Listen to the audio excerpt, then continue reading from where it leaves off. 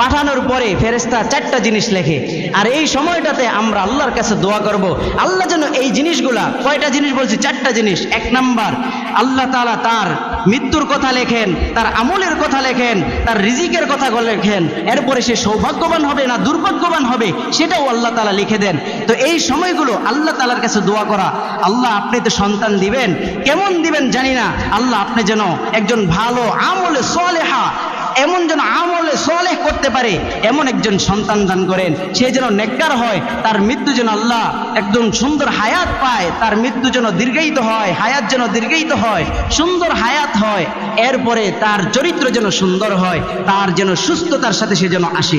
এই দোয়াগুলো আল্লাহ তাআলার কাছে করা। আল্লাহ তাআলার কাছে দোয়া করব আমরা, রব্বানা হাব লানা মিন আজওয়াজিনা ওয়া যুররিয়াতিনা قرة أعين